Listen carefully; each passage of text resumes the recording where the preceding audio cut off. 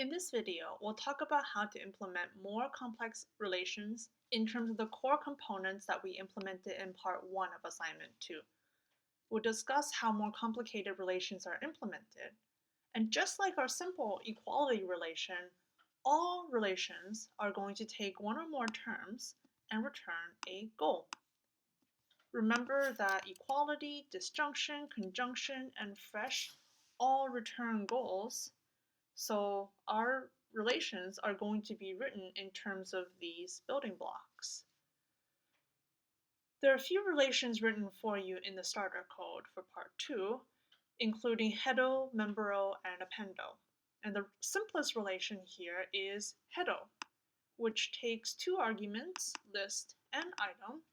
And this relation holds when the first argument, this list, is a t-pair, and the first part of this t-pair corresponds to our second argument, which is called item. There's one extra logic variable introduced here, which is called rest. And this logic variable is a placeholder for the rest of this list. There's a function that's very related to heado, and that is the function head.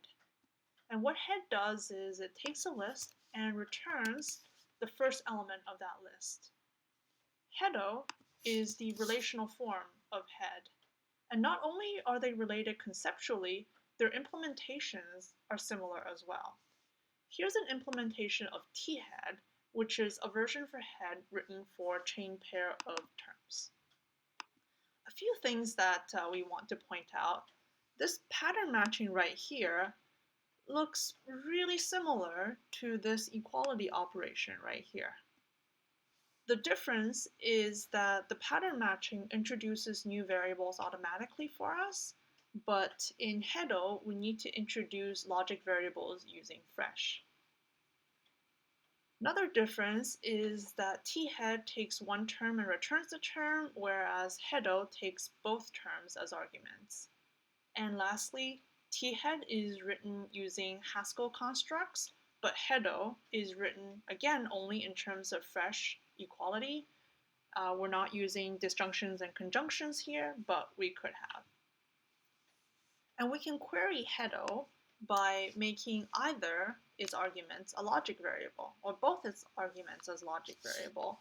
So let me just show you an example where here the list is the logic variable, and we're looking for lists whose first element is 2, and that is, and answers will look like this.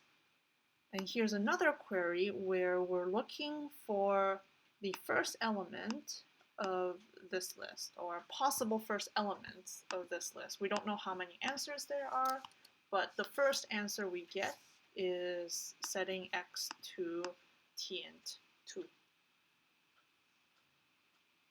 Here's another relation called membero, which checks whether an item is in a list. So this is a more complicated relation than heado.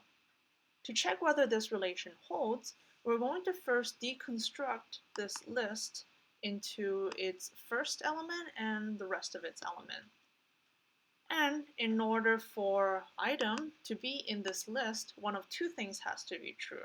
Either item is the first element of the list, or it should be a member of the rest of the list.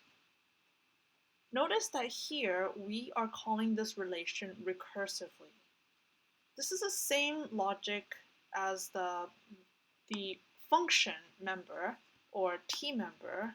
We use this t underscore to represent that t member takes terms as arguments.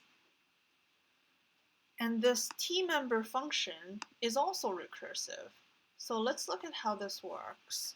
So again, there's this pattern matching here that corresponds to this equality operation that deconstructs the list into its first and rest elements. And in order for this function to be able to return true, either item is equal to the first of the list, either this has to be true, or the item has to be in the rest of the list. So another key difference here is there's this um,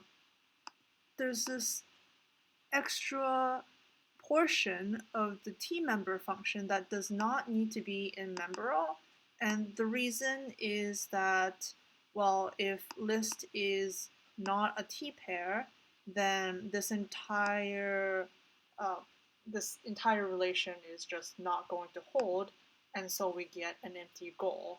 So we don't need to add this line explicitly in our relation.